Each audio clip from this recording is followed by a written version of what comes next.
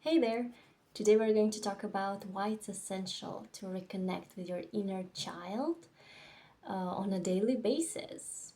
Well, first and foremost is because your inner child is actually the representation, the embodiment of your authenticity and your authentic joy and pleasure. So, whenever we are caught up with the routine and the daily tasks that we need to do, obligations, and everything that's going on in the world, it's super easy to forget about the simple things in life, what we used to enjoy, and just to stay in touch with the feeling of joy and pleasure can be really difficult. And that is why it's essential, it's really, really important to dedicate some time once in a while, maybe once a week or once in 2 weeks or once a month, and to actually connect to that little girl or little boy or little child that you used to be. And how can we do that? We can actually choose to do or choose to watch the things that used to bring us joy when we were younger. So if you used to like painting or drawing or doing something fun, just take the colors, take the pens, take something, right? Something. And just do that. Not for the sake of creating something incredibly beautiful, a masterpiece, but for the sake of enjoying the process. Because when we are adults, we are more or less focused on the result, on the outcome of the things that we do. But the sweetest thing when you're a kid, usually everything feels enjoyable because you are, in fact, enjoying the process. You're not trying to predict the outcome, or you're not trying to pressure yourself into the perfect outcome. You are focused on the here and now, and that is the activity that you can do. For example, take a piece of paper and to actually draw or paint just for the sake of drawing and painting. So that would look like any shapes, any colors, any picture that you want, even if it doesn't make any sense. So that's one of the thing. The other thing was to watch or rewatch the things that you used to like, for example, Disney cartoons or any musicals that you used to enjoy, any songs, and try to vibe with it, because sometimes we can overthink certain things, especially some cartoons used to be um, representative of something that we don't like nowadays. Just try to close your eyes into your adult mind and connect to that innocent, joyish type of inner child that you are, you have been, and you still keep that part of you.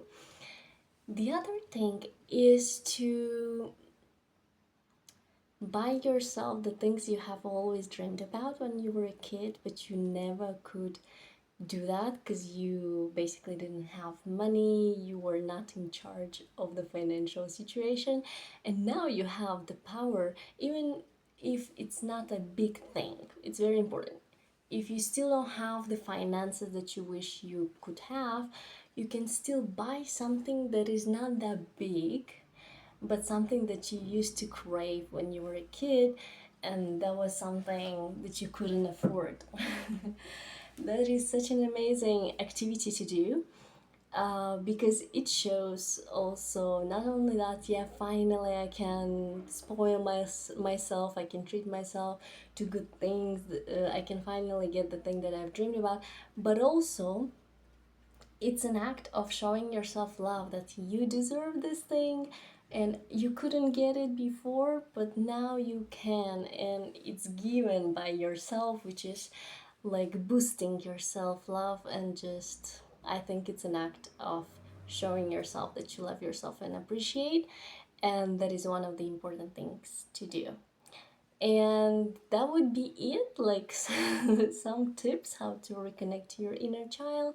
And of course, journaling, especially if you have some heavy feelings stuck within you, if you're angry or sad or upset about someone in your life or someone that used to be a part of your life, especially when you were a kid, someone who mistreated you, you can always write a letter to that person, connecting to your inner child's pain, and then releasing whatever the feelings that have been stuck within you, which is an incredibly useful exercise to release the feelings, to get that relief, and to heal your inner child, because you may find yourself noticing the things that you have always craved to feel or to hear. And that would be the moment when you can tell yourself that I'm sorry you have gone through that, and even if that person will never understand your pain, I'm still here to say to you that you're worthy of love and I appreciate you so much. So, those are the tips how to reconnect to your inner child and why it's important. Because, as I said at the beginning, it's the embodiment of our authenticity and of our authentic joy, and especially it helps us to get and stay connected to our feelings, because as we grow, sometimes it gets too overwhelming to feel everything or to still experience the same pain or trauma that you have experienced in childhood. So we may have a tendency to detach emotionally from the environment, from the things that are happening, and that's how we may feel depressed.